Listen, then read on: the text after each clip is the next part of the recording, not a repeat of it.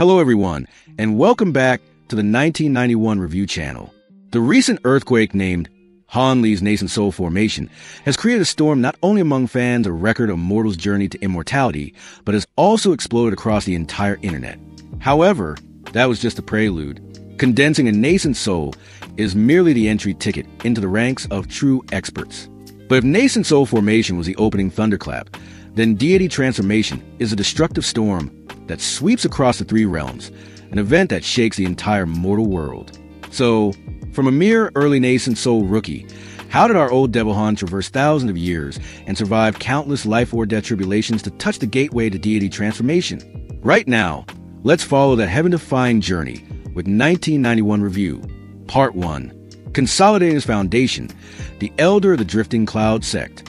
After successfully condensing his nascent soul, Hanli did not rush to expand his influence, but chose to lay low, officially becoming a new elder, a new pillar of the Drifting Cloud Sect.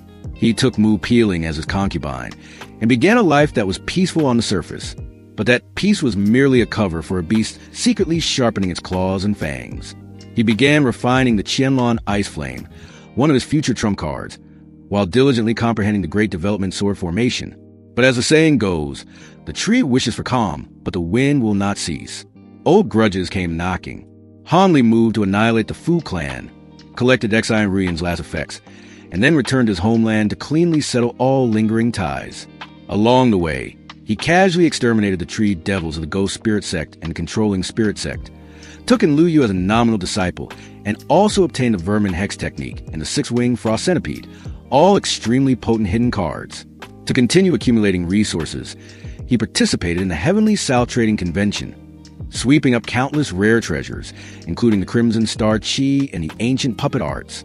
Part 2, A Perilous Love, defined the world for Nangongwan. While venturing into great plains with Marquis Nanlong in search of treasure, a thunderbolt of news struck.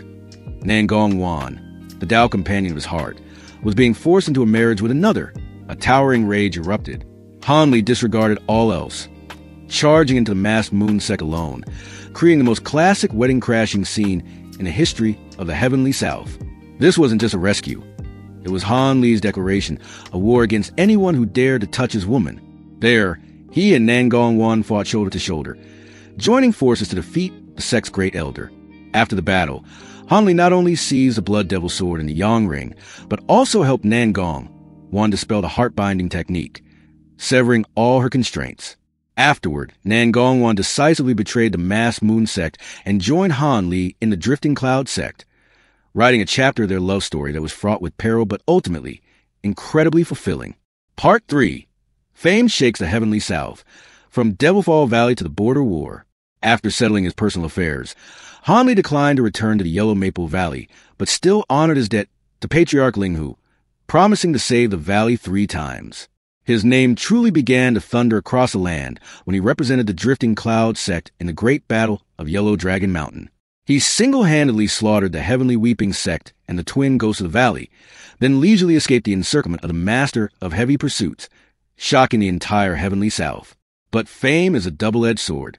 It brings prestige, but also attracts endless trouble and covetous eyes. His journey continued, leading him to Devilfall Valley, a land of both opportunity and deadly tribulation. He reunited with Ziling, entering the valley's depths with her to seize the spirit-rearing fruit.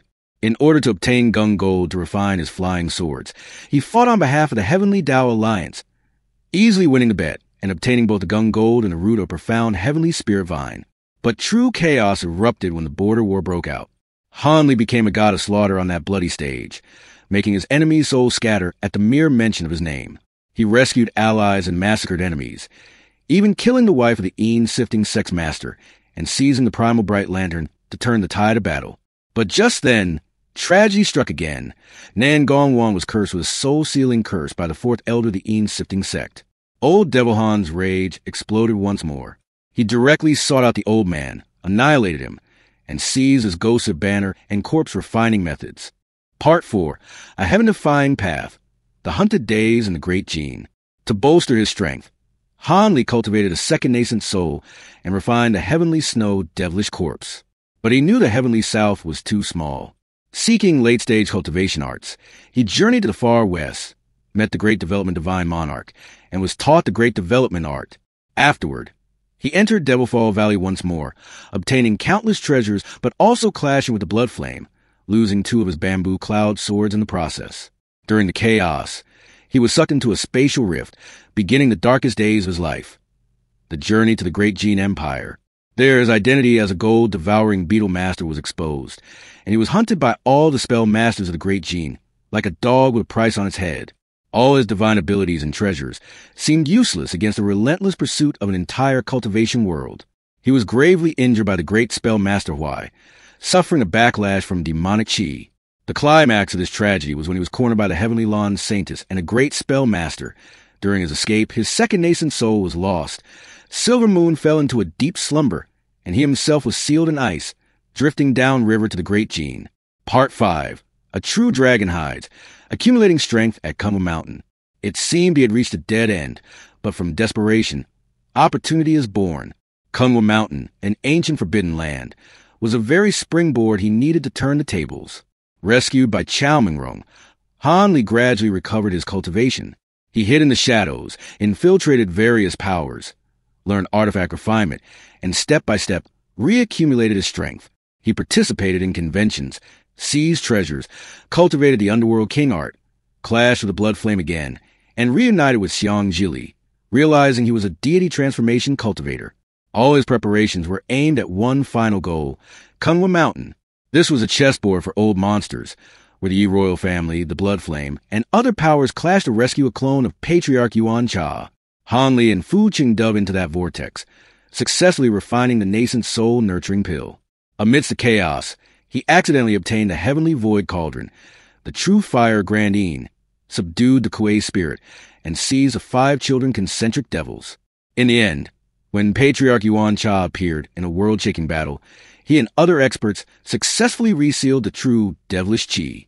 After this battle, having accumulated enough, he officially ascended to the spirit realm.